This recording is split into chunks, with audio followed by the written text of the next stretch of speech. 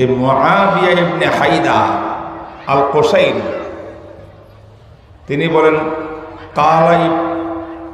কালা নবী সাল্লাল্লাহু আলাইহি ওয়াসাল্লাম ফি তাফসীর কাউলিহি তাআলা, কোরআনে কারীমের একটি প্রসিদ্ধ আয়াত, যারা দাওয়াত ও তাবলীগের সঙ্গে সম্পর্ক রাখেন তারা ভালো করে মুখস্থ আছে তাদের।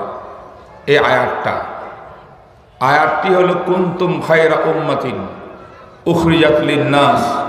আল্লাহ পাক রব্বুল আলামিন বলেন, কুনতুম, হে উম্মতে মুহাম্মদ, হে মুহাম্মদ রাসূল উম্মত, তোমরা খায়রা উম্মাতিন, পৃথিবীর মধ্যে সর্বশ্রেষ্ঠ উম্মত। তোমাদের শ্রেষ্ঠ মর্যাদা মূসা নবীর উম্মতের উপরে শ্রেষ্ঠ, ঈসা নবীর উম্মতের উপরে শ্রেষ্ঠ, দাউদ নবীর উম্মতের উপরে শ্রেষ্ঠ, ইউসুফ নবীর উম্মতের উপরে শ্রেষ্ঠ, ইব্রাহিম নবীর উম্মতের উপরে শ্রেষ্ঠ, নূহ নবীর উম্মতের উপরে শ্রেষ্ঠ, আদম নবীর উম্মতের উপরে শ্রেষ্ঠ। তোমরা সকল নবীদের উম্মতের মধ্যে শ্রেষ্ঠ উম্মত তোমরা। কেন শ্রেষ্ঠ? আল্লাহ রাসূল বলেন, কালান নবী সাল্লাল্লাহু আলাইহি ফি কাউলিহি তাআলা, আই ফি তাফসীরে কাউলিহি তাআলা। বলো, ফি তাফসীরে কাউলিহি তাআলা। রাসূল এই আয়াতের তাফসীর করতেছেন নিজে, বলেন সুবহানাল্লাহ। কোরআনে কারীমের সবচেয়ে বড় মুফাসসিরের নাম কে? কোরআনের সবচেয়ে বড় মুফাসসিরের নাম কি? বলেন মুহাম্মদুর রাসূলুল্লাহ সাল্লাল্লাহু আলাইহি ওয়াসাল্লাম। তিনি শ্রেষ্ঠ মুফাসসির, যার তাফসীরের মধ্যে কোনো ভুল নাই। ঠিক না বে ঠিক কোন? আল্লাহ পাক বলেন, মুহাম্মদ, আপনাকে কোরআন পড়াই দিচ্ছি আমি, কোরআন মুখস্থ করাই দিচ্ছি আমি, কোরআন তেলাওয়াত কেমন করে করতে হয়, পঠন নীতি এটাও শিক্ষা দিচ্ছি আমি, কোরআনের যেখানে যেখানে ব্যাখ্যার দরকার ব্যাখ্যা তাফসীরও শিক্ষা দিচ্ছি আমি আল্লাহ। রাসূলের উস্তাদ ডাইরেক্ট আল্লাহ। সুবহানাল্লাহ। সানুকরিউকা ফালা তানসা ইল্লা মা শাআল্লাহ লা তুহাররিক বিহি লিসানাকা লিতা'জালা বিহি ইন্না আলাইনা জামআহু ওয়া কুরআনাহু ফাইযা ক্বারা'নাহু ফাত্তাবি কুরআনাহু সুম্মা ইন্না আলাইনা বায়ানাহু। সুবহানাল্লাহ। নবীজি কোরআন মুখস্থ করার জন্য জিহ্বা লাগতে হবে না, মুখ নাড়ানাড়ি করতে হবে না, মক্তবের বাচ্চাদের মতো বলে যাওয়ার আশঙ্কা। কারণ আমি আল্লাহ, যিনি কোরআন আপনাকে পড়াইছি, যিনি কোরআন নাযিল করছি, আমি আল্লাহ আপনার সিনার ভিতরে কোরআনকে রেকর্ড করে দেওয়ার দায়িত্ব আমি নিয়েছি।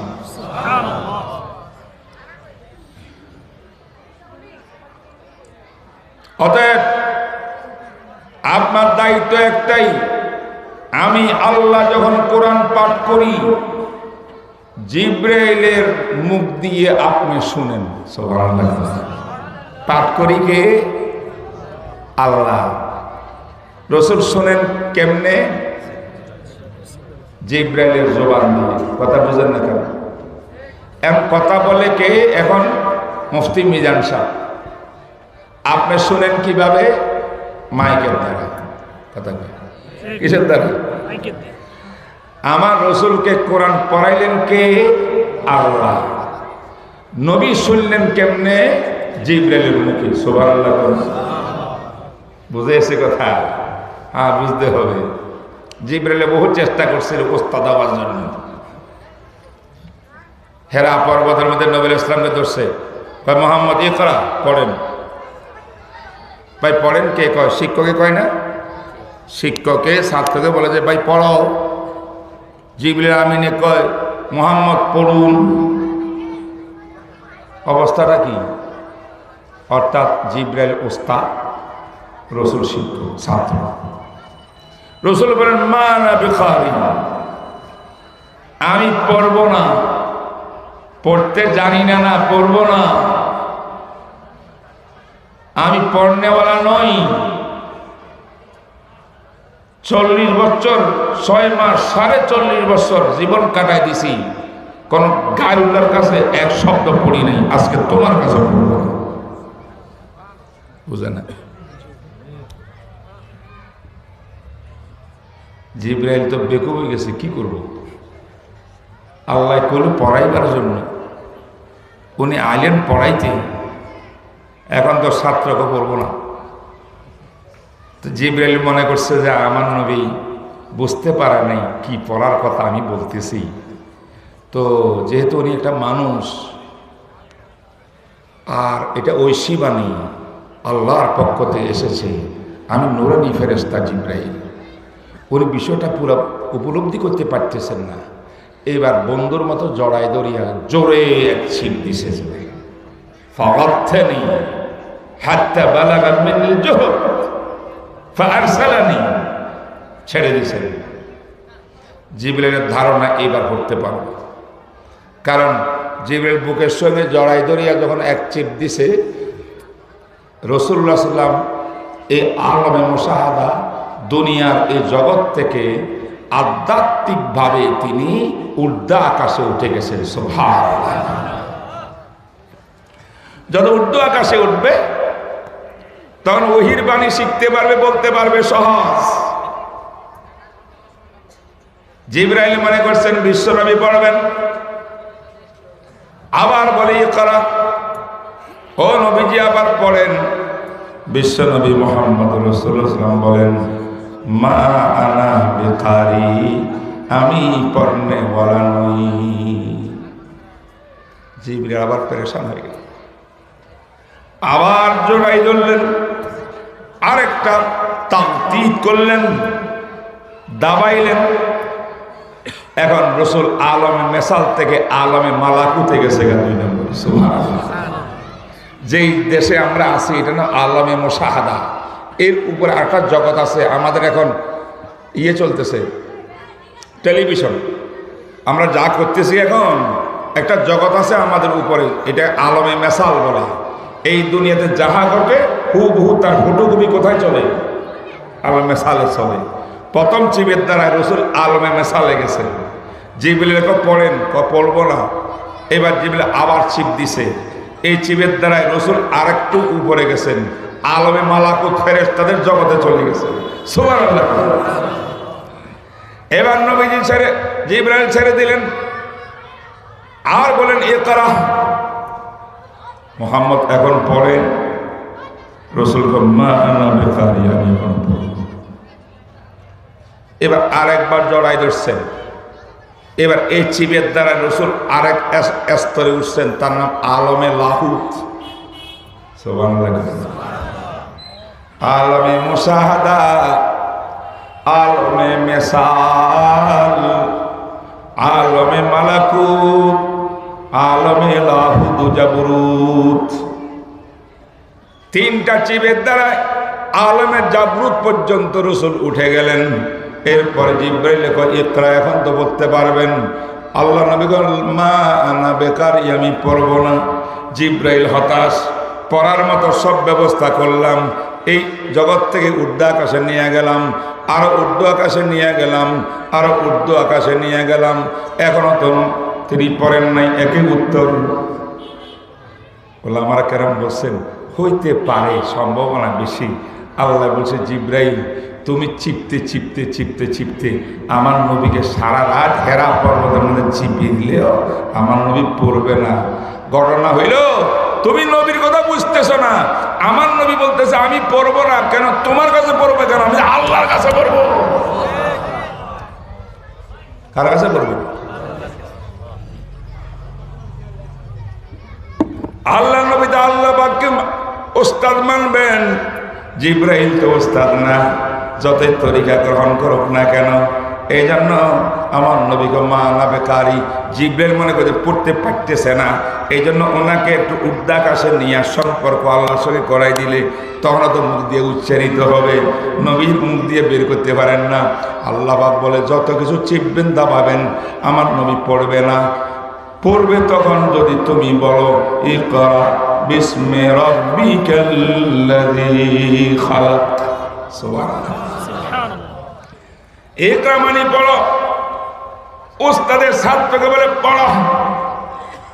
এই পড়ো শব্দ এটা আয়াতের অংশ হিসেবে আমার নবী বুঝেন নাই, হুকুম বুঝছেন, হুকুম নির্দেশ। তুমি তো এটা আয়াতের অংশ, আয়াতটা পুরা পড়ো না। ইকরা বিসমি রাব্বিকাল্লাযী খালাক পড়ুন আপনার প্রভুর নামে, যে প্রভু পৃথিবী সৃষ্টি করেছে।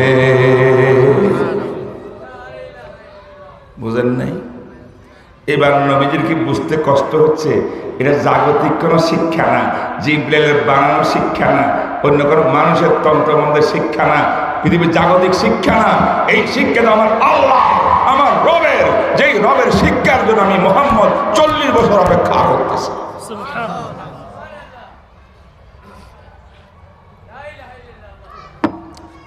বন্ধুরা আমার, এবার রসুল পড়লেন, 5টি আয়াত জিবরাইল পড়ছে, রসুল পড়ে ফেলেছেন। সুবহানাল্লাহ। বলতেছিলাম আল্লাহর নবী বলেন যখন আয়াতগুলো নাজিল হয়েছে, আল্লাহ যদি আয়াত ভুলে যায় মক্তব বাচ্চার মতো এমন করে পড়তেছে, আলহামদুলিল্লাহ ইকরা বিসমি রাব্বিকাল্লাযী খালাক মিন আলাক ইকরা ইকরা। বুঝলেন না? আল্লাহ বলেন লা তুহাররিক বিহি লিসানাক। নবীজি এমন একটা মাদ্রাসা, যেই মাদ্রাসার শিক্ষক হলেন স্বয়ং আল্লাহ, যেই মাদ্রাসার ছাত্র হলেন বিশ্ব নবী মুহাম্মদুর রাসূলুল্লাহ। সেই প্রতিষ্ঠানটা এমন নয়, অন্য প্রতিষ্ঠানের মতো নয়। সিলেবাস পড়তে হবে, গত টানতে হবে, রিপিট করতে হবে, নাহলে ভুলে যাবেন। না না, আমি আল্লাহ আপনাকে পড়াই দেওয়ার দায়িত্ব নিলাম, আমি পঠন পদ্ধতি শিক্ষা দেওয়ার দায়িত্ব নিলাম, আপনার কলমে রেকর্ড করে দেওয়ার দায়িত্ব নিলাম, আমি আমার কোরআনের ব্যাখ্যা তাফসীর বয়ান করার দায়িত্ব, আমি শিক্ষা দেওয়ার দায়িত্ব আমি নিলাম।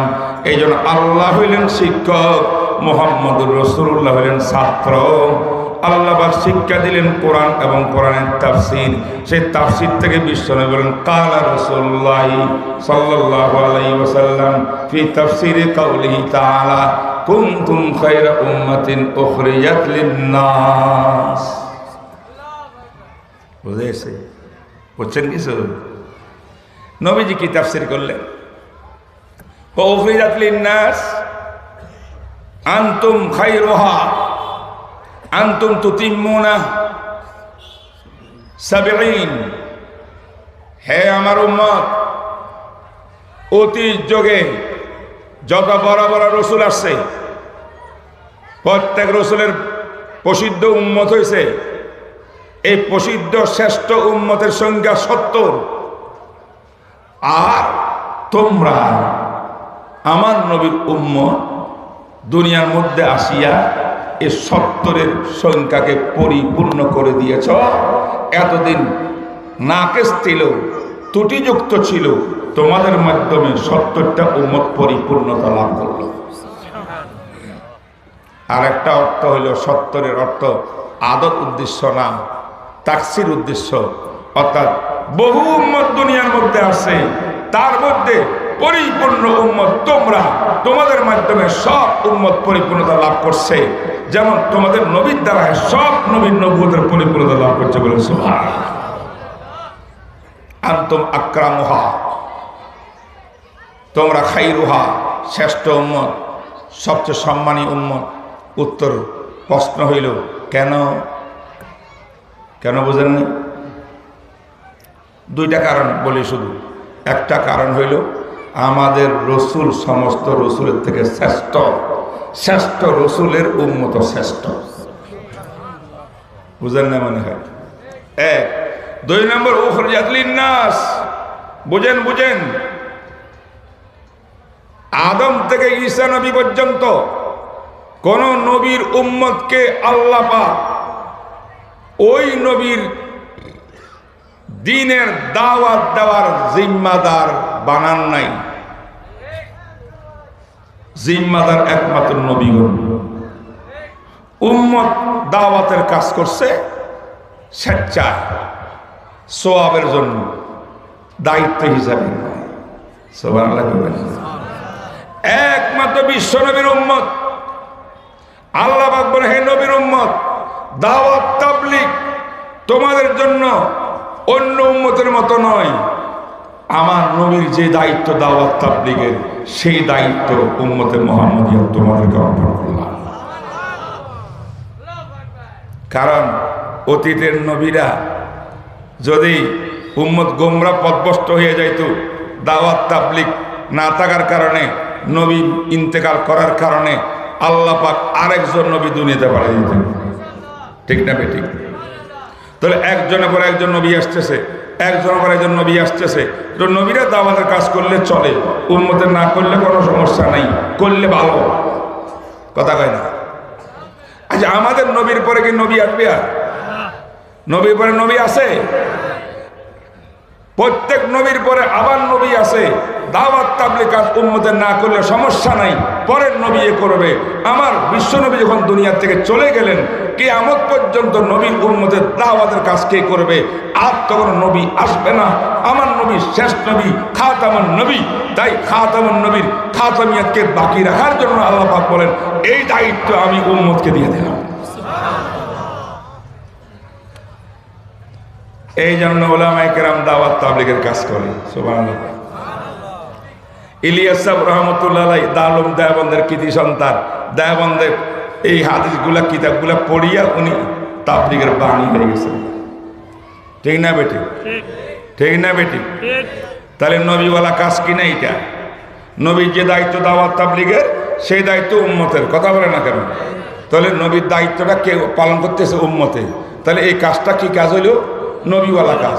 নবীওয়ালা কাজ মানে যারা তার নবী হয়ে গেছে কথা সেইটা না, নবীওয়ালা কাজটা উম্মতে দায়িত্ব নিছে। ঠিক না বেটি? বলি, নবীওয়ালা কাজ যখন দাওয়াত তাবলীগ, আমি আপনাকে প্রশ্ন করি, নবীওয়ালা কাজটা কে করবে? নবীর ওয়ারিস যারা ওলামা, নায়েবে নবী, তারা করবে নাকি পাবলিকে করবে? নবীওয়ালা কাজ করার অধিকার কার? নবীওয়ালা কাজ করার অধিকার কার? ওলামায়ে কেরাম। তার মানে আপনারা করবেন না? অবশ্যই। ওলামায়ে কেরাম নেতৃত্ব দিবে, পথ দেখাবে, পরামর্শ দেবে। উলামারা শরীয়তের আলোকে যেমনে বলে তাবলীগ এমনে চলবে, সবাই তাবলীগ করবে, কিন্তু নেতৃত্ব থাকবে উলামায়ে কেরামের। বুঝলেন না কথা? তাহলে এই 2 নম্বর কারণ হলো নবীওয়ালা কাজ এই উম্মতের গাড়ি উঠছে, তাই উম্মতগুলো শ্রেষ্ঠ উম্মত। সুবহানাল্লাহ। কটা কারণ হলো? এই হলো মিশকাত শরীফের হাদিসের সামান্য ব্যাখ্যা দিলাম। এবার আপনাদের সামনে এখন বুখারী শরীফ পড়া হবে। কি বলেন, রাজি আছেননি? মাশাআল্লাহ। আজকে আপনারা ফতোয়ার কিতাবও বললেন, মিশকাত শরীফে শুনলেন, এখন কোনটা করবেন? জোরে পড়েন। বিসমিল্লাহির রহমানির রহিম। আলহামদুলিল্লাহি রাব্বিল আলামিন ওয়াল আকিবাতু লিল মুত্তাকিন ওয়াস সালাতু ওয়াস সালামু আলা সাইয়্যিদিল আমবিয়া'i ওয়াল মুরসালিন ওয়া আলা আলিহি ওয়া আসহাবিহি আজমাইন। আম্মা বা'দু ফা ইন্না আসদাকাল হাদীথি কিতাবুল্লাহ ওয়া ahsanal hadyi hadyu Muhammadin sallallahu alayhi wa sallam wa khayral umuri محدثاتها وشر الأمور محدثاتها وكل محدثة بدعة وكل بدعة ضلالة وكل ضلالة في النار. وبالصدق المتصل منا إلى الشيخ الإمام الهمام الحافظ الحجة أمير المؤمنين في الحديث أبي عبد الله محمد بن إسماعيل بن إبراهيم بن المغيرة بن البرجزة الجعفي اليماني البخاري رحمه الله تعالى.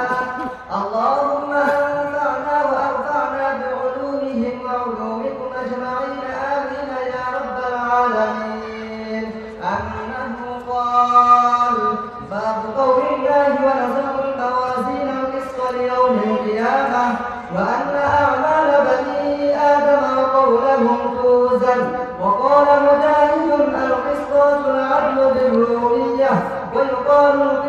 مصدر المقسط وهو العادل وأما القاسط فهو الجائر وبه قال حدثنا أحمد بن إشكاب قال حدثنا محمد بن خزيل عن عمارة بن القعقاع عن أبي زرعة عن أبي هريرة رضي الله تعالى عنه قال قال النبي صلى الله عليه وسلم كلمتان حبيبتان إلى الرحمن خفيفتان على اللسان ثقيلتان في الميزان سبحان الله وبحمده سبحان الله العظيم سبحان الله وبحمده سبحان الله العظيم সবাই মহব্বতের সঙ্গে পড়েন سبحان الله وبحمده سبحان الله العظيم سبحان الله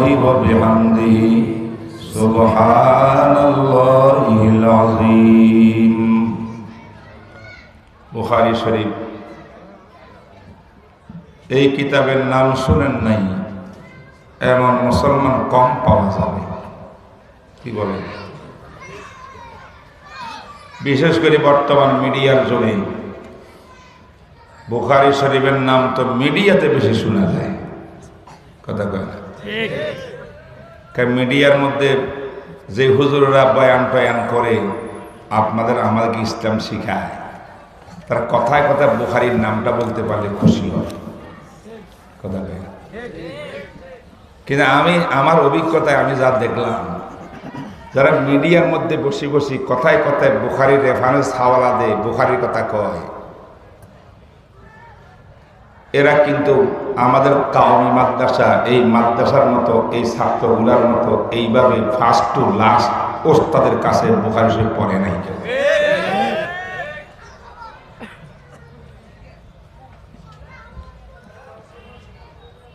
জেদ্দার মধ্যে এক জায়গাতে আমার বয়ান হচ্ছিল আরো 5-7 বছর করোনার আগে।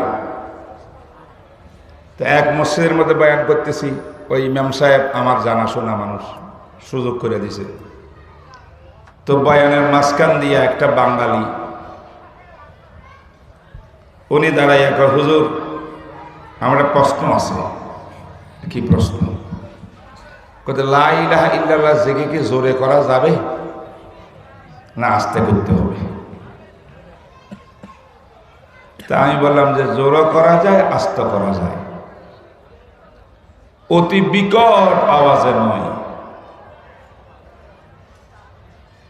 সে কয় আপনার কথা মানতে পারলাম না। কেন? বুখারী শরীফের এত নম্বর হাদিসে আছে জোরে জিকির করা নিষেধ,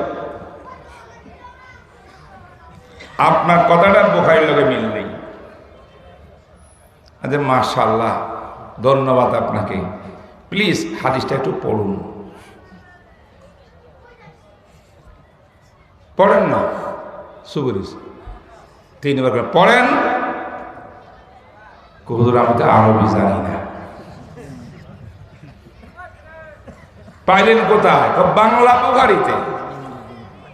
তাহলে বাংলা বুখারী নামে কোনো কিতাব নাই, অনুবাদ আছে। ইমাম বুখারী হাদিসের কিতাব লিখছেন, হাদিস রসুলের বাণীর নাম, হাদিস রসুলের কাজের নাম, হাদিস রসুলের জীবনের নাম, হাদিস রসুলের সমর্থনের নাম। একটাও বাংলা না, একটাও ইংলিশ না। আমার নবীর কথাও আরবি, আমার নবীর কাজের বয়ানও আরবি, আমার নবীর জীবনীও আরবি। আরবি দিয়া বুখারী লিখছে ইমাম বুখারী। অতএব বাংলা বুখারীর নাম লিখতে দুকাবাজি ছাড়া আর কিছু না।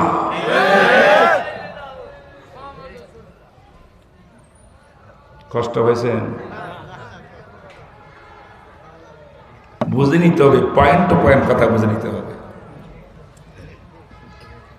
জেদ্দার মধ্যে আরেক দল আইছে আমার কাছে, আমি এখানে থাকি সেখানে ভিতরে।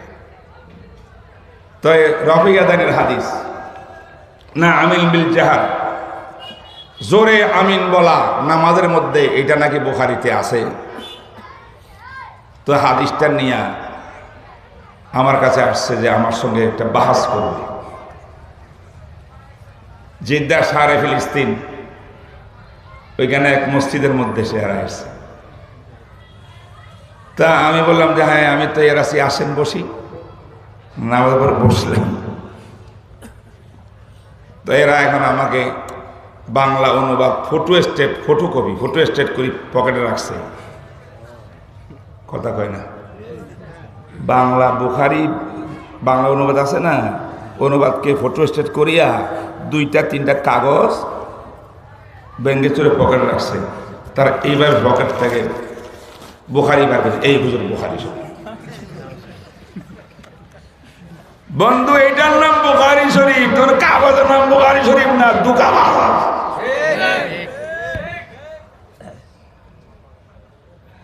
হায় হায়, বাঙ্গালকে হাইকোর্ট দেখানো বড় সহজ। মনে রাখবা ওলামায়ে হক্কানি জীবিত থাকতে তোমাদের দুকাবাজি এই জমিনে চলতে দেওয়া হবে না। মানান্দাজে কাদরা মিশনাসম, মানান্দাজে কাদরা মিশনাসম, বাহার খাই কে জামি জামামি পোষ। যেই রঙে যেই পোশাক দরিয়া বাতিল আসবে, যেমনই পোশাক হোক, ওলামায়ে হক্কানি যারা তাদের সিনার মধ্যে আল্লাহ ঢেলে দেয়, এইটা চেহারা যত সুন্দর হোক ইংরেজের মতো এ বাতে। ঠিক না? আমি ঠিক করি। আমাদের দাওরার ছাত্ররা গত শাওয়াল মাসের 15-20 তারিখ থেকে কিতাব আরম্ভ করলো বুখারী শরীফ পড়া। এই ওস্তাদরা বসে আছেন আমার ডানে বামে, যারা পড়ছে তারা আমার সামনে আছে না নাই? সেই দিন থেকে বুখারী পড়তেছে। সকালেও পড়ে, ফজরের পরে, মাগরিবের পরেও বুখারী পড়ে, সারাদিনও বুখারী পড়ে, আবার কোনো সময় এশারের পরেও পড়ে, অন্য হাদিসের কিতাবও পড়ে, বুখারীও পড়ে। এইভাবে সারা বছর দিন রাত পড়তে পড়তে পড়তে পড়তে 10টি হাদিসের কিতাব তারা সমাপ্ত করেছে। আলহামদুলিল্লাহ। এই জন্যই জামাতের নাম হলো তাকমিল। তাকমিল মানে হাদিসের বহজ পরিপূর্ণ। ও আমার ভাইরা, ওলামায়ে দেওবন্দ হাদিস বুখারী শরীফকে পরিপূর্ণ পড়ে। আমি সৌদি আরবের মধ্যে পড়াশোনা করছি, ইউনিভার্সিটিতে, মদিনা ইউনিভার্সিটি। আমি বাংলার শুধু মৌলভী সাহেব না, আমি বাংলাদেশের আলেম, পাকিস্তানের আলেম, সৌদি আরবের আলেম, সব দেখা আছে। আরবের ইউনিভার্সিটির চ্যালেঞ্জ করলাম, কোন ইউনিভার্সিটিতে বুখারী শরীফ পরিপূর্ণ পড়ায় না। বুখারী থেকে হাদিস কয়েকটা নিয়ে মোজাক্কারা বানায়, একটা খাতা বানায়, ওই 100টা হাদিস, 50টা হাদিস, এগুলা পড়া ক্লাসের মধ্যে আমাকে পড়াইছে। আমরা বুখারী দেখেছি দেওবন্দের মধ্যে, বুখারী দেখেছি দারুল করাচির মধ্যে, বুখারী পটিয়ায়, বুখারী হাটহাজারী, বুখারী লালবাগ, এই দেশের মাদ্রাসার মধ্যে বুখারী পড়া হয়, তিরমিজি পড়া হয়, নাসাই পড়া হয়, ইবনে মাজা পড়া হয়, মুসলিম পড়া হয়, তাহাবি পড়া হয়, মুয়াত্তা মুহাম্মদ, মুয়াত্তা মালিক, সমায়ের তিরমিজি, সব পড়া হয়, সব পড়া হয়। আমরা হাদিস পড়ি, আমরা জানি হাদিসের কি অর্থ, তোমরা জানো না।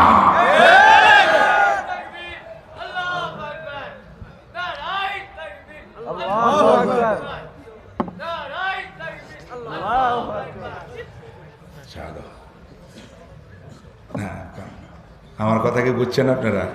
রাগ করতেছেন? হ্যাঁ, এ আমাদের ছাত্ররা পুরা বুখারী পুরাটা পড়ি আজকে, সর্বশেষ হাদিসটা এবং সর্বশেষ বিষয়টা এখন পাঠ করছে আপনাদের সামনে। বুঝেন না কথা?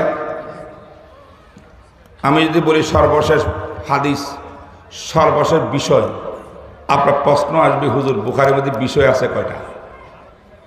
আসবে না? আমাদিকে তাকান, বুখারীতে বিষয়বস্তু আছে না নাই? 3450টি বিষয়বস্তু আছে কমপক্ষে। সুবহানাল্লাহ। আবার কেউ বলেন 4000 বিষয়বস্তু আছে। এই বিষয়বস্তু বুঝছো? তরজমাতুল বাব। আজকে সর্বশেষ বিষয়বস্তু পড়ল বাবু কাউলিল্লাহি তাআলা ওয়া নাযাউল মাওয়াজিনাল কিসতা লিয়াউমিল কিয়ামাহ ফালা তুযলামু নাফসুন শাইআ ওয়া ইন কানা মিসকালা হাববাতিন মিন খারদালিন আতাইনা বিহা ওয়া কাফা বিনা হাসিবিন। কোরআনে কারীমের এই লম্বা আয়াতের একটি অংশ দিয়া ইমামে বুখারী রাহমাতুল্লাহ বিষয়বস্তু বানাইছে, এটা আজকের বিষয়। এরপরে শেষ হাদিস। কষ্ট হবে বুঝালে কিছু কথা বলবো না দোয়া করে দেব?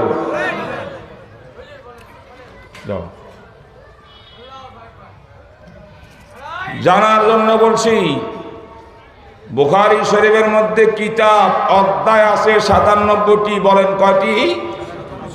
জোরে ৯৭। বুখারী শরীফের মধ্যে বিষয়বস্তু বাব আছে ৩,৪৫০, কম বেশ কেউ কেউ বলছেন ৪,০০০। বুখারী শরীফের মধ্যে হাদিস আছে ৩ প্রকার।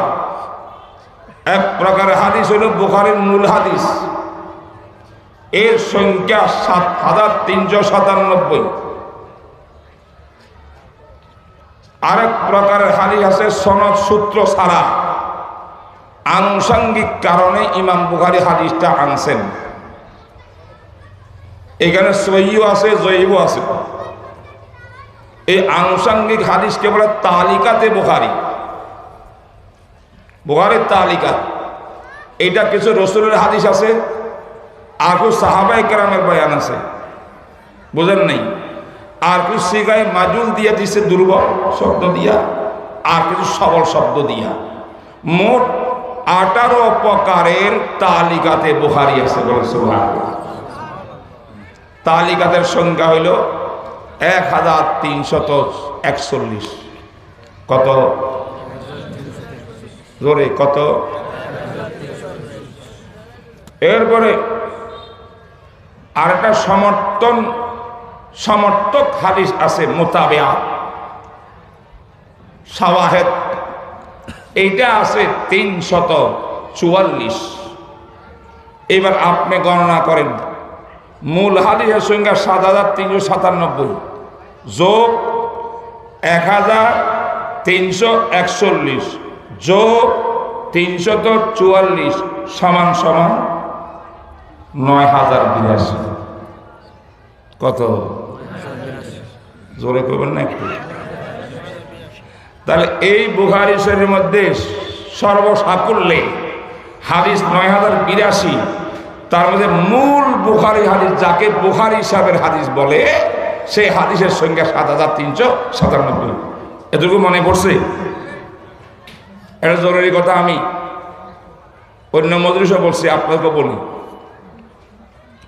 ইমাম বুখারী রহমতুল্লাহর কাছে সংকলিত হাদিস, তিনি মিশরে গেছেন, সিরিয়া গেছেন, জাজায়ের গেছেন, মরক্কো গেছেন, শাম গেছেন, সিরিয়া, তারপর বাসরা, কুফা, বাগদাদ, সব দেশ, মিশর, সব দেশ ভ্রমণ করে ১,০১০ জন ওস্তাদকে ওস্তাদ বানাইয়া ওনার থেকে হাদিস 16 বছর নিতে নিতে সংগ্রহ করতে করতে ৬ লক্ষ হাদিস জন্ম হয়েছে।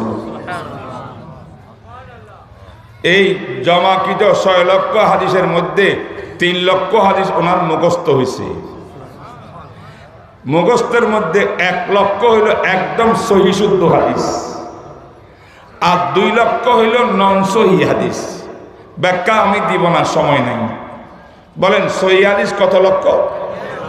জোরে ১ লক্ষ। ১ লক্ষ সহি হাদিস ওনার মুখস্থই আছে। খাতায় কি পরিমাণ আছে ৬ লক্ষের মধ্যে আরো কত লক্ষ আছে আল্লাহ পাক ভালো জানেন। কথা কয় ইমাম বুখারী সেখান থেকে বুখারী শরীফের মধ্যে হাদিস আনছেন বাছাই করি। এই কিতাবে সহিহ হাদিস, যেটা মূল হাদিস, মুসনাদ হাদিস, আল আহাদিসুল মুসনাদা, কিতাবের নাম আল জামিউল মুসনাদ। মুসনাদ সনদওয়ালা হাদিসের সংখ্যা কি বলছিলাম? ৭,৩৯৭। ওনার কাছে আছে কত মুখস্থ? সহিহ হাদিস ১ লাখ। অন্যগুলো বাদ দেন। 1 লক্ষ সহি হাদিস থেকে 7,397 হাদিস তো এখানে পাইলেন, আর বাকি কত রয়ে গেল এখানে নাই? অঙ্ক জানেন না? 1 লক্ষ থেকে বাদ দেন কত? 7,397 বিয়োগ দেন, কত হবে? 92,603টা হাদিস হবে। কথা কয় না? তাহলে এখানে কয়টা? 2 ভলিউমে 7,397। বুখারীর বাইরে অন্য জায়গায় কয়টা? 92,603। বুঝতে পারছেন? বুঝতে পারছেন? এটা আজকে বুঝলেন। বুখারী বুখারী করতেছে সবাই।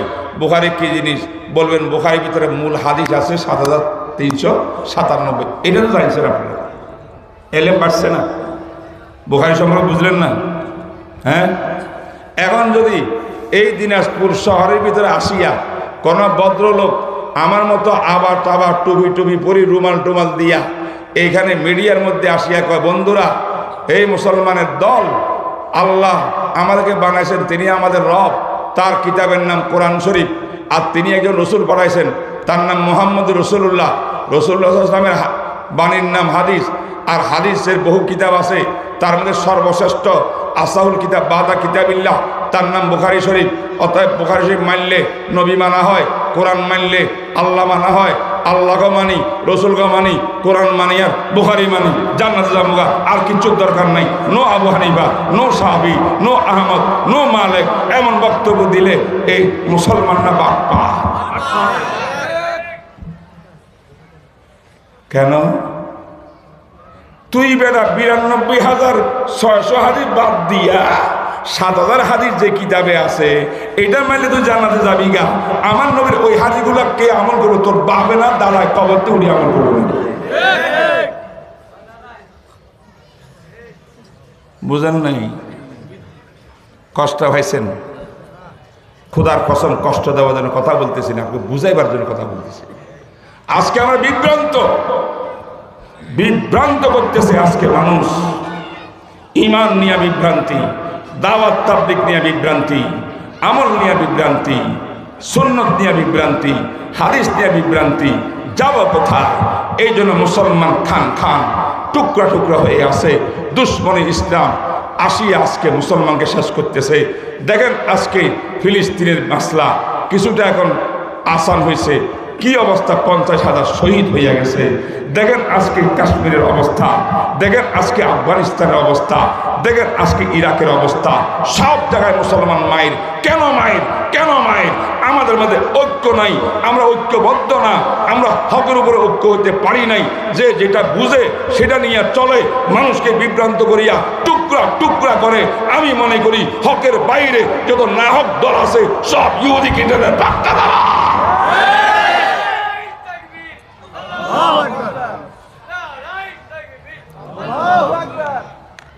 কষ্ট হলে মাফ করে দিও,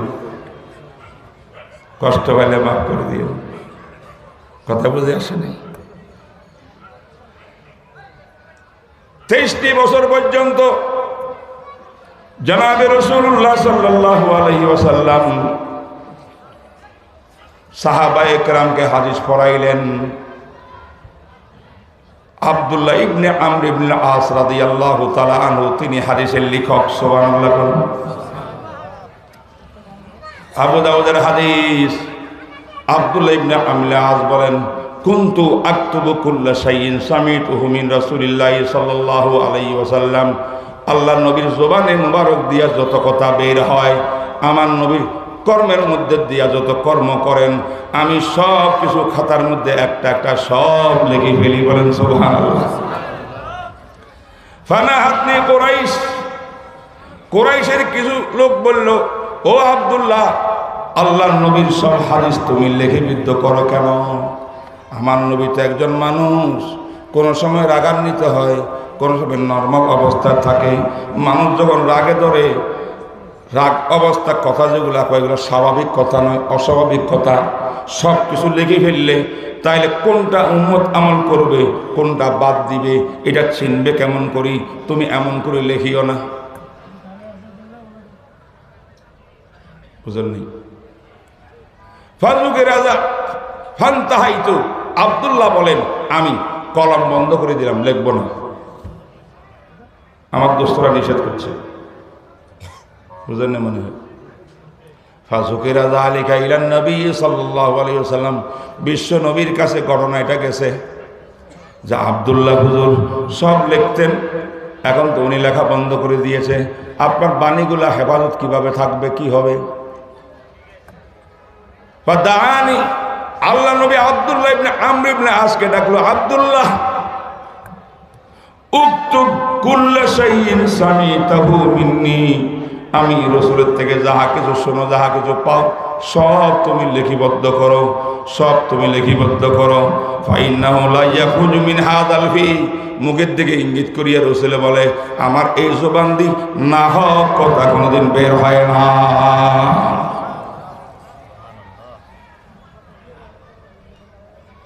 এই আব্দুল্লাহ ইবনে আমর আস লিখতে লিখতে লিখতে লিখতে এই কিতাবের নাম হল আস-সাহিফাতুস সাদিকা।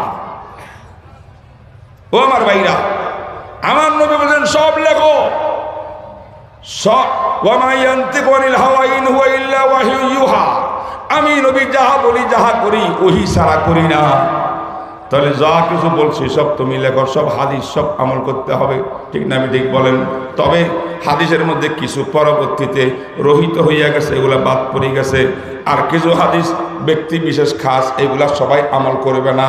আর কিছু হাদিস নবীর সঙ্গে খাস, এটা উম্মতে আমল করবে না, এগুলা বাদ। বাকি সব হাদিস নবীর আমল করতে হবে উম্মতে। কথা বলছেন না? বুঝেন নাই?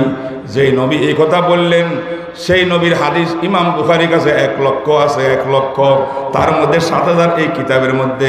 এখন কেউ যদি কয় এটা মানলে জান্নাতে যাইবা, বাকিগুলা মানা লাগবে না, স্পষ্ট তার এই বক্তব্য বিশ্ব নবীর হাদিসের বিরুদ্ধে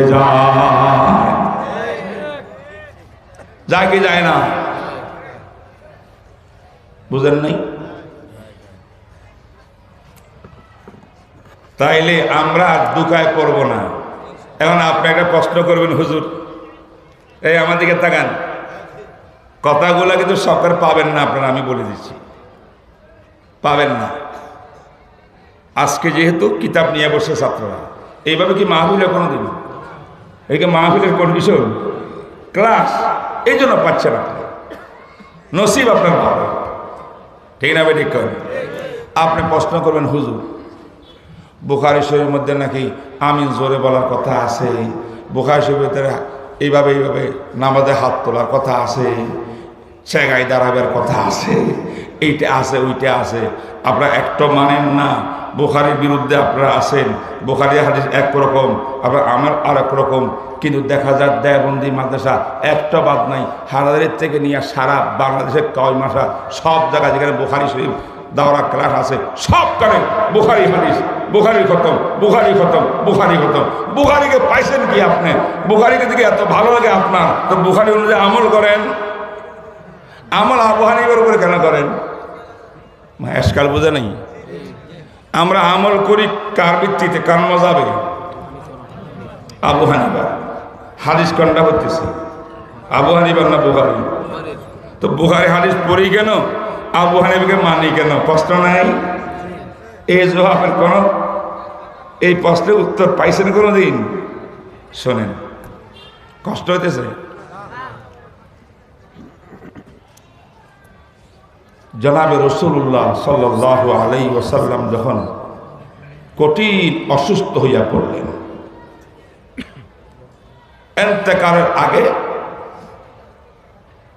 7-8 দিন পর্যন্ত বিশ্বনবী কঠিন রোগে আক্রান্ত, ঠিক না? ঠিক হাদিসে আছে, এই বুখারীর মধ্যে আছে।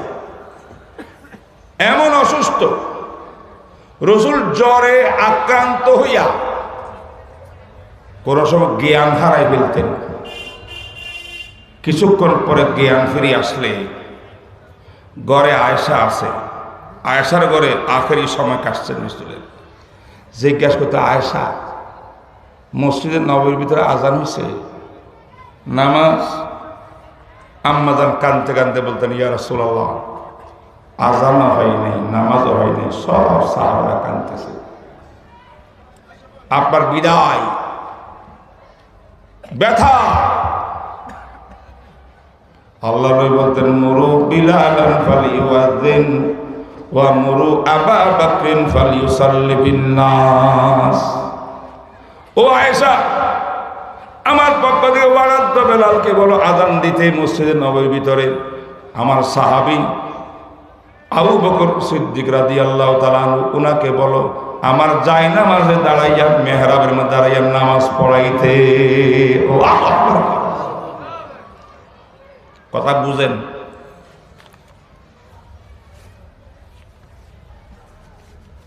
হাদিসটা লম্বা, আমি ওদিকে যাব না, যেটা আমার দরকার সেটা এই পর্যন্ত আসলাম। এবার শোনেন, বলেন তো সেই সময় রাসূলের ওয়ার্ডার মোতাবেক তাম বিশ্বের মুসলমানদের আমির, বিশ্ব মুসলিম উম্মার আমির, লক্ষাধিক সাহাবায়ে কেরামের আমির, মসজিদে নববীর ইমাম, রাসূলের স্থানে কে দাঁড়িয়েছেন? জোরে, আবু বকর সিদ্দিক। সন্দেহ লাগে? হাদিস বুখারী শরীফে আছে, বিশ্বাস করেন না? কে দাঁড়াইছে? তামাম উম্মত কার ইক্তেদা করবে? আবু বকর সিদ্দিকের। বলেন না কেন? আমি জিজ্ঞেস করতে চাই, আবু হুরায়রা একজন সাহাবী আসেনি? আজকে সে আবু হুরায়রা সাহাবীর হাদিস পড়তেছি আমরা। আবু হুরায়রা তিনি ৬ষ্ঠ হিজরিতে ইসলাম ধর্ম কবুল করছেন। ৬ বছর হিজরিতে ছিল না উনি, মুসলমান হয়েছে ৬ষ্ঠ হিজরিতে খায়বরের যুদ্ধের সময়। মাত্র ৩ বছর কয়েক মাস আমার নবীকে পাইছেন আবু হুরায়রা। কয় মাস? ৩ বছর কয়েক মাস। বুঝেন? এই ৩ বছর কয়েক মাসে আমার নবীজির থেকে, আমাদের রসুল থেকে আবু হুরায়রা হাদিস সংকলন করছেন ৫,৩৭৪টা হাদিস। কত? কোন হাদিসে? আবু হুরায়রা রাসমার পাঞ্জে আলহু সে সদো হাফতা দেশার। কিন্তু আমার ভাইরা, এতগুলো হাদিস কোন সাহাবী বয়ান করেন না নবীর থেকে? কেউ বয়ান করেননি। কেন? ইত্যাদি ইত্যাদি, এগুলা পরের কথা, এগুলো এখন বলার সময় নাই। আবু বকর সিদ্দিক যিনি আজকে ইমামুল মুসলিমিন হইলেন, মসজিদের ইমাম বলেন, নবীর স্থানে, আল্লাহ রসুলের স্থানে আইলেন। ওনার হাদিস কত জানেন? মাত্র ৩০০+। কত? ৩০০ হাদিস, একটু বেশি। আবু বকর সিদ্দিক রসুল থেকে বয়ান করছেন, আবু হুরায়রা ৫,৩৭৪টি বয়ান করছেন। কে বড় মুহাদ্দিস? বলতে হবে, বলতে হবে। কে বড় মুহাদ্দিস? আবু হুরায়রা। হাদিসের সংখ্যা কত? মা কানা মিন আসহাবিন নবী সাল্লাল্লাহু আলাইহি ওয়াসাল্লাম আকসারু মিন্নি হাদিসান আনহু ইল্লা আব্দুল্লাহ ইবনে আমর আস ফাইন্নাহু কানা ইয়াকতুবু ওয়া লা আকতুব। আবু হুরায়রা নিজে বলেন, নবীর কোন সাহাবী আমার মতো এত হাদিস বয়ান করে নাই। আব্দুল্লাহ কথা জানি না। তাহলে বড় মুহাদ্দিস কে? আবু হুরায়রা। বলেন না, সাহাবাদের ভিতরে সবচেয়ে বড় মুহাদ্দিস, বেশি হাদিস কার কাছে? আবু হুরায়রার কাছে। তাহলে উনি বড় মুহাদ্দিস। আবু বকর সিদ্দিকের কাছে মাত্র ৩০০ হাদিস, ইনি তো বড় মুহাদ্দিস হইতে পারেন নাই, কয় না? কিন্তু আল্লাহর নবী অসুস্থ হইয়া পুরা উম্মতের দায়িত্ব সবকিছু কার কাঁধে উঠাই দিলেন? আবু হুরায়রার কাঁধে। বড় মুহাদ্দিস বুঝুন না কার হাতে? কয় না? হ্যাঁ, কেন? সাহাবারা বলে আবু বকরিন কানা আ'লামুনা, আবু বকর আমাদের মধ্যে সবচেয়ে বড় আলেম। হাদিস জানলে আলেম হয় না, হাদিস মুখস্থ করলে আলেম বলা হয় না। হাদিসের মর্ম জানতে হয়, অর্থ জানতে হয়, হাদিস থেকে মাসলা কিভাবে উৎপাদন হয়, এটাও জানতে হয়। সাহাবাদের মধ্যে সাহাবীদের স্বীকারোক্তি হইল আবু বকর সিদ্দিক আমাদের মধ্যে সবচেয়ে বড় আলেম, আবু হুরায়রা সবচেয়ে বড় মুহাদ্দিস। আমার নবী সবচেয়ে বড় মুহাদ্দিসকে দায়িত্ব না দিয়া সবচেয়ে বড় আলেমকে উম্মতের দায়িত্ব দিয়েছেন। এই কথা যে আপনারা বুঝেন, এবার বুঝবেন আবু হানিফা রহমতুল্লাহ আলাইহি ওনার যুগের সবচেয়ে বড় আলেম। আবু হানিফা আলামুন নাস, সবচেয়ে বড় আলেম। আর ওনার পরবর্তী সাগরিদের সাগরিদ ইমাম বুখারী সবচেয়ে বড় মুহাদ্দিস।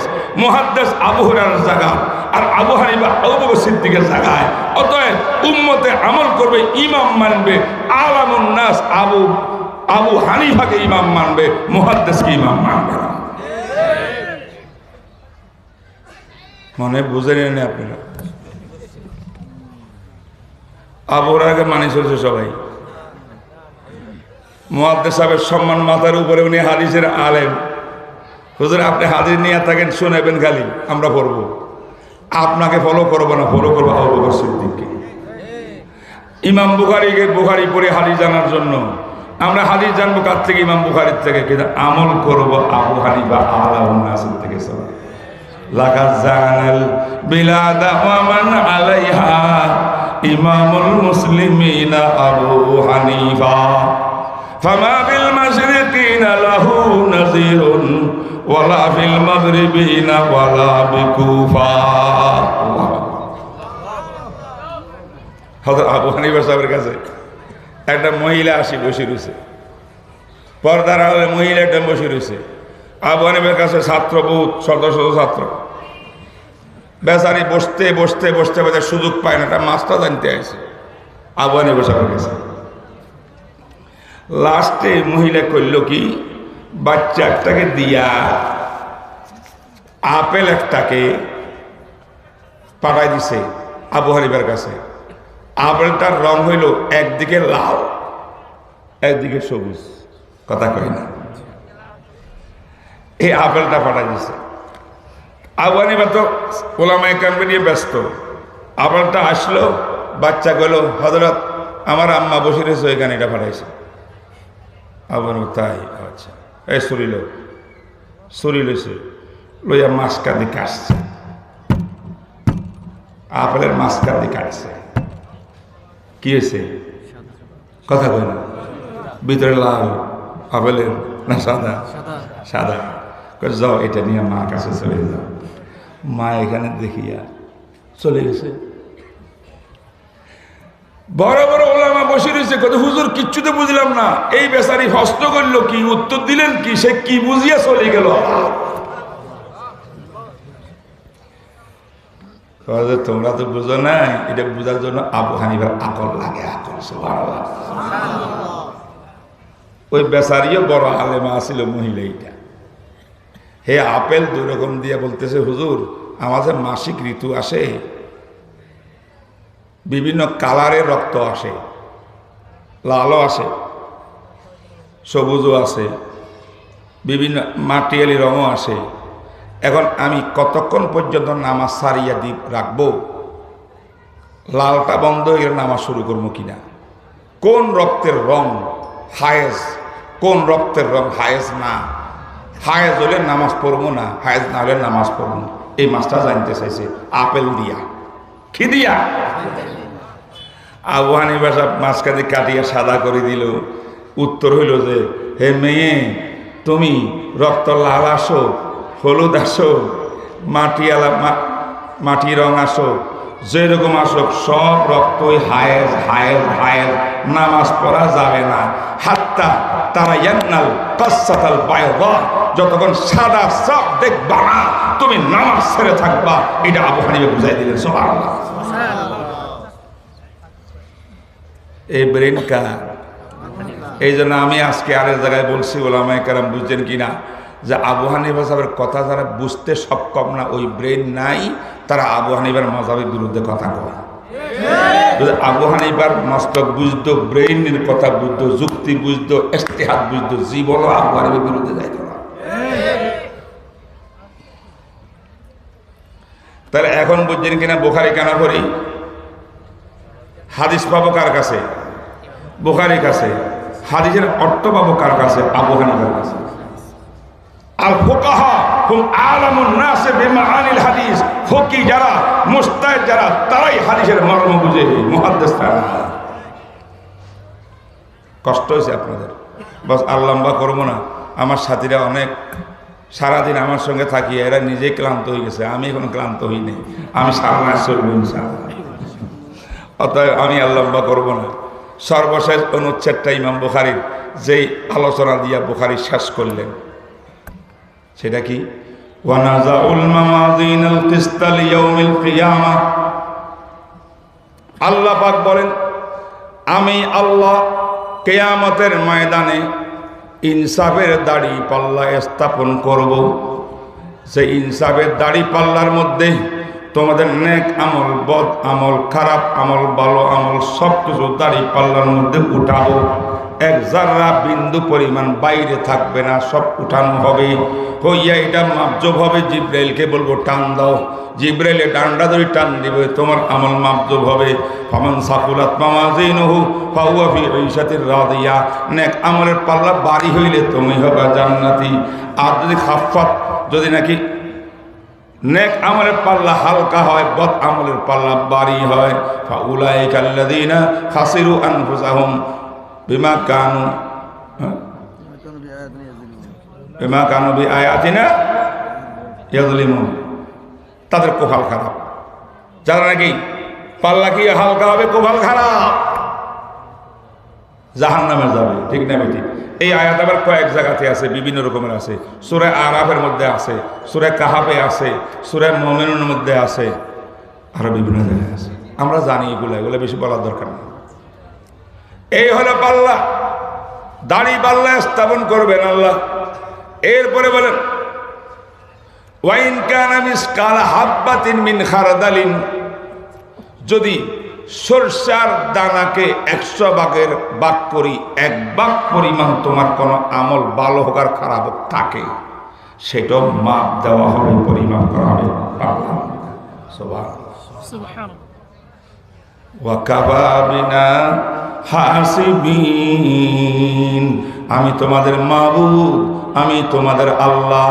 তোমাদের আমল কেমনে মাপতে হয়, মাপজবের এই কায়দা আমি আল্লাহ থেকে বেশি কেউ জানে না। ঠিক না বে? ঠিক করে এই বিষয়বস্তু দিয়ে ইমাম বুখারী আজকের আলোচনা শেষ করতেছেন। কেন? কারণটা কি? কারণ হইল ইমাম বুখারী কিতাব শুরু করছিলেন, বাবুন কাইফা কানা বদল ওহি, ওহির বয়ান দিয়ে কিতাব শেষ করছিলেন। আবার হাদিস ইন্নামাল আমালু বিন্নিয়াত, সমস্ত আমলের দারমাদার হয় নিয়তের উপরে। ঠিক না? ঠিক করে ইমাম বুখারী বলেন, আমলের জায়গা দুনিয়া। আমলের জায়গা কোথায়? না কবরে যাই আমল করবেন? কোথায় আমল করবেন? দুনিয়ার মধ্যে আমল করবেন, ইখলাসের সঙ্গে আমল করবেন। আমলটা হলো দারুল দুনিয়া, দুনিয়ার ব্যাপার। আজকে কিতাব শেষ হচ্ছে, আমলের পর্ব শেষ, দুনিয়ার পর্ব শেষ। এখন এই আমলগুলো পরকালে আল্লাহ মাপ দিবেন। অতএব পরকালের বিষয়টা আনিয়া, পাল্লা দাড়ি পাল্লার বিষয়টা আনিয়া বললেন, দুনিয়া তোমার শেষ, আখিরাত তোমার শুরু। দুনিয়ার সমস্ত কৃতকর্ম আমল পরকালে পাল্লার মধ্যে মাপ দেওয়া হবে। অতএব বুখারী শুরু হয়েছে দুনিয়ার আমল দিয়া, শেষ হয়েছে পরকালের বয়ান দিয়া। সুবহানাল্লাহ। বুঝতে পারছেন? বুঝতে পারছেন? হ্যাঁ। প্রথম হাদিস হলো ইন্নামাল আমালু বিন্নিয়াত। যার নিয়ত ইখলাস যত বেশি, আমল তত মকবুল, তত মূল্যবান। ঠিক না বে? ঠিক কোন লাস্টে হাদিস আনছে সাকিলাতানি ফিল মিজান। একটা তাসবিহ পড়লে তাসবিহটা যদি আল্লাহ কবুল করে, তাহলে এটা পাল্লার মধ্যে বাড়ি হবে। প্রশ্ন হইল সুবহানাল্লাহি ওয়া বিহামদিহি সুবহানাল্লাহিল আযীম, সামান্য একটা তাসবিহ, এই তাসবিহটার এত ভারী কেন হবে মিজানের মধ্যে? বুঝো নাই কেন হবে? ইন্নামাল আমালু বিন্নিয়াত, ইখলাস যত বেশি আমল তত ভারী। ইখলাস যত বেশি আমল তত ভারী। ইখলাসের সঙ্গে তোমার এই কালমাগুলো পড়তে হবে, এই তাসবিহটা পড়তে হবে। যত ইখলাস বেশি হবে তত সাকিলা দান ফিল মিজান। বুঝে আসছে কি? একটা কথা এখানে না বললে নয়, যেহেতু অনেক লোকজন আছেন শিক্ষিত সমাজ। ইমাম বুখারী এই আলোচনাটা শুরু করার পিছনে বহু কারণ আছে। তার মধ্যে একটা কারণ হইল দুনিয়ার ভিতরে আমাদের ইসলাম মুসলিম জাতির মধ্যে রসুল বলছেন যে আমার উম্মত ৭৩ দলে ভাগ হবে। বাবা ৭২ দল জাহান্নামে যাবে আকীদাগত গোমরাহি ভ্রষ্টতার কারণে। একটি দল আকীদার জন্য ১ সেকেন্ডের জন্য জাহান্নামে যাবে না, জান্নাতে যাবে। আমলে যদি ত্রুটি থাকে ভিন্ন কথা, আকীদার বিষয় যেটা আছে, আকীদার বিশ্বাসের ক্ষেত্রে আমার একটা দল আছে যে দলটা সোজা জান্নাতে। সাহাবায়ে কেরাম বলেন ইয়া রাসূলুল্লাহ আকীদার কারণে সোজা জান্নাতে এরা কারা? বলেন মা আনা আলাইহি ওয়া আসহাবি, যে উম্মত আমার তরিকার উপরে চলে, আমার সাহাবাদের আদর্শ মানে, আমাকে মানে, আমার সাহাবার আদর্শ মানে, সাহাবার শত্রুতা করে না, সাহাবাকে অবমূল্যায়ন করে না, আমাকে মানতে হবে, সাহাবাকে মানতে হবে। এই দুই বস্তু মানিয়া যারা আকীদা পোষণ করে তারা হবে জান্নাতি দল। ৭২ দল তাদের সমস্যা কি? তারা হয়তো আমার তরিকা মানে না, অথবা সাহাবার তরিকা মানে না। কেউ সব মানে সাহাবা মানে না, আছে না নাই? কেউ সাহাবা মানে সব মানে, রসুলের সুন্নত মানে না, বেদাতে ডুবা। কে মিলাদ করি কই এটা সুন্নত, কথা কয় না। কবরে বাবার কবরে সেজদা দিয়া কয় এটা সুন্নত, আছে না নাই? হয়তো নবীটা মানে না, সাহাবারটা মানে না। এই দুই স্কেল থেকে যখন সরে যাবেন আপনি বাতিল জামাতে গণ্য হবেন। এই বাতিল জামাতের দল কটা? ৭২টা। তার ভিতরে একটা দলের নাম জাহামিয়া, একটা দলের নাম মুতাজিলা। এই দুইটা শব্দ আমরা হয়তো জানেন না। এই দুইটা শব্দের অর্থ হইল এরা হলো যুক্তিবাদী। কি এরা? কথাটা বুঝেন, এটা আমি আগো কইছি আজকে কইতেছি, সব জায়গায় এটা বুঝতে হবে। যুক্তিবাদী। আপনি বলবেন যুক্তিবাদী কি হবে? হাবিবুর রহমান যুক্তিবাদী সব, অমুক যুক্তিবাদী। আমাদের বহুত হুজুরা যুক্তিবাদী, বক্তারা কি? এ বন্ধু, যুক্তিবাদী ইসলামে নাই। লাল কালি দিয়ে নাম কাটো, তুমি যুক্তিবাদী না, তুমি কোরআন সুন্নাহবাদী। যুক্তিবাদীর নাম তো মিস্টার ইবলিস। ইবলিস না কইছিল আমরা আগুন দিয়ে তৈরি করছেন, আদমকে মাটি দিয়ে তৈরি করছেন, আমি ওরা সেজদা দিতে যাবো কেন? ঠিক না বেটি? যুক্তিতে মুক্তি নাই, কোরআন শোনা মানার ভিতরে মুক্তি। ঠিক না বেটি? কর ইমাম বুখারী বলতে চান মুতাজিলা এরা কয় যে আমাদের ব্রেন যুক্তি, যুক্তি হলো মেইন স্কেল ইসলামের, যুক্তি হলো ইসলামের স্কেল। এই ইসলামিক স্কেলের উপরে কোরআন যদি সমর্থন করে কোরআন আয়াত মানব, কোরআন যদি যুক্তির বিরুদ্ধে যায় কোরআন আয়াত মানি না। না মানে কি করবেন? আয়াতের মধ্যে এমন একটা মন গড়া ব্যাখ্যা বানাবো নিজে বসি বসি, যার দ্বারা আয়াতটা কার পক্ষে আসে? যুক্তির পক্ষে আসে। নাউজুবিল্লাহ করবেন না। আল্লাহর কোরআন বুঝি তোর যুক্তির পক্ষে আসতো না, তোর যুক্তি যাবে কোরআনের পক্ষে। কথা বলেন না কেন? যুক্তি যাবে তোমার কোরআনের পক্ষে, গেলে ভালো, না গেলেও সমস্যা নাই। যুক্তিতে মুক্তি নাই। কোরআন তো কোরআন, আল্লাহ ওহী খবরে মুতাওয়াতির এবং খবরে মুস্তাফিজ এবং ওহিয়ে মুতাওয়াতির কোরআন অক্ষুণ্ণ আছে, কিয়ামত পর্যন্ত থাকবে। পৃথিবীর কোনো বাতিল কোরআনের একটা নুকতা জের জবর পরিবর্তন করতে পারবে না। পৃথিবীর মুসলমান বুকের তাজা রক্ত দিয়ে হলো সংরক্ষণ করবে।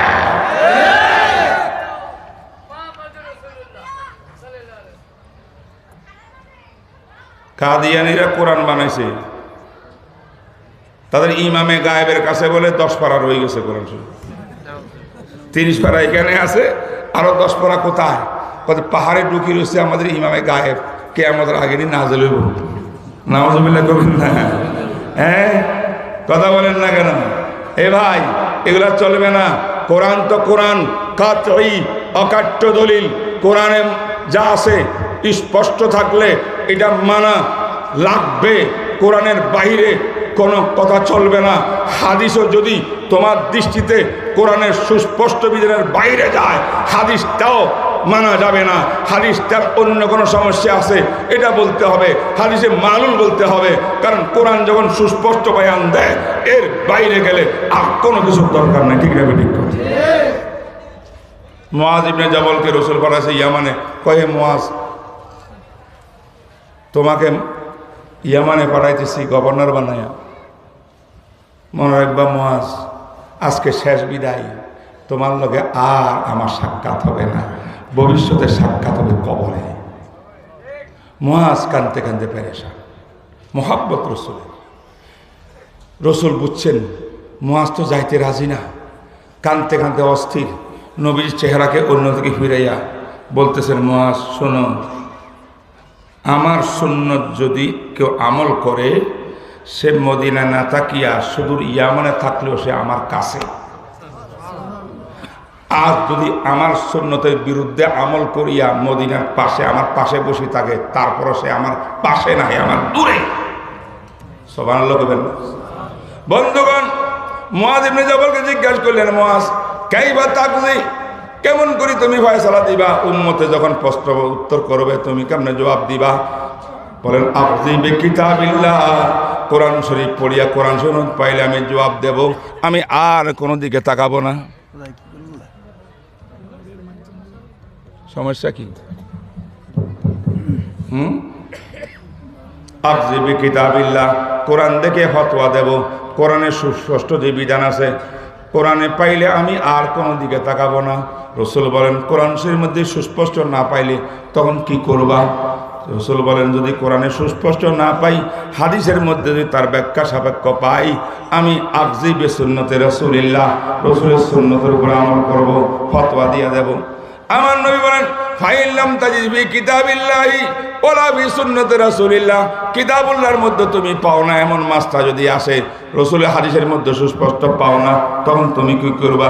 মুআজ বলেন, আস্তাহিদু বিরাই ওয়ালা আলু, আমি তখন কোরআন সুন্নাহর ভিত্তিতে ইজতিহাদ গবেষণা করি, মুস্তাহিদের মতো গবেষণা করিয়া সেখান থেকে মাসটা বের করিয়া আমি উত্তর দিয়া দিব। কোরআনে থাকলে আর কিছু লাগে? কথা কয় না?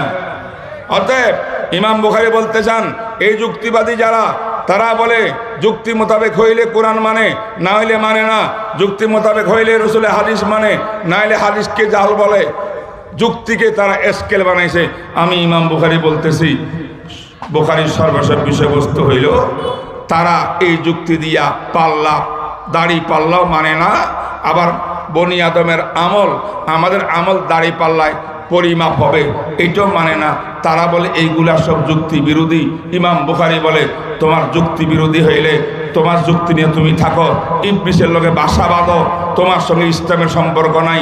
কোরআনে বলে পাল্লা হবে, হাদিসে বলে সাগলেদানে ফিল মিজান, পাল্লা স্থাপন হবে। কোরআনে বলে আমল মাপ দেওয়া হবে, হাদিসে বলে মাপ দেওয়া হবে, ওজন হবে, সব কিছু হবে। কোন যুক্তির দিকে তাবো না, কোরআন হাদিস মানিয়া চলবো।